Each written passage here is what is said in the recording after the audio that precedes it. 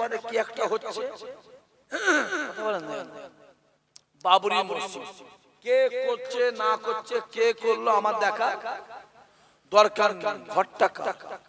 জোরে বলেন, জোরে বলেন, ঘরটা কার? আল্লাহ সহযোগিতার দরকার আছে না নাই?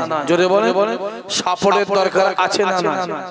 আল্লাহ কে করছে না করছে, কে কি আমার দেখার কোনো প্রয়োজন নেই, জানার কোনো দরকার নেই। ঘর আল্লাহর, ইমানদার হিসাবে সহযোগিতার দরকার জোরে বলে আছে।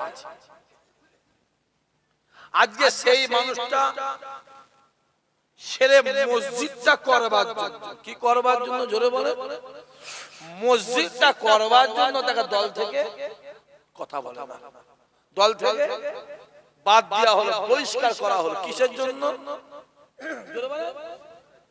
অন্য কোনো ব্যাপার না, সেরে মসজিদ করছে, মসজিদ করছে, সেরে মসজিদ করার জন্য তাকে দল থেকে বার করে দেওয়া হলো, তাকে দল থেকে সাসপেন্ড করে দেওয়া হলো। আমার একটা প্রশ্ন থাকতে পারে না, পারে না, কথা বলে, সে মুসলমান লোক যদি মসজিদ করার জন্য তাকে যদি দল থেকে বাদ দেওয়া হয়, তাহলে পশ্চিমবাংলার মুখ্যমন্ত্রী মাননীয় মমতা ব্যানার্জি মহাশয়া, উনিও তো দীঘাতে মন্দির করেছিলেন, করেন? জোরে বলেন, জোরে বলেন। শিলিগুড়িতে মহাকাল মন্দির হচ্ছে না, হয়নি? জোরে বলে।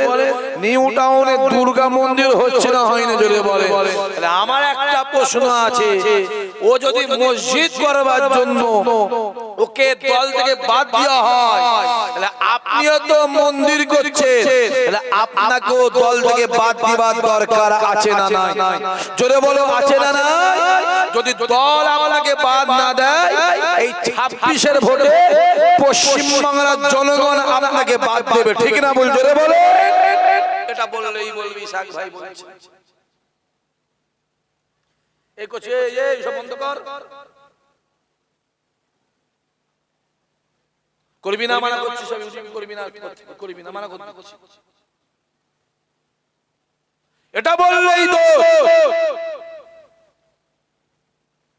তেল মাখাতে পারলে খুব ভালো, সরষে গা ভাসালে হুজুর খুব ভালো,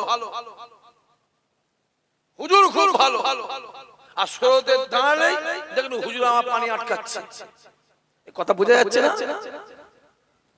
রাসূলুল্লাহ বলতে পারতো তো, বাবা আমি নবী, আমার দলটাও ভালো, আর আমার চাচা আবু জেহেল দলটাও ভালো, মারামারি হতো, কথা বলে না হতো?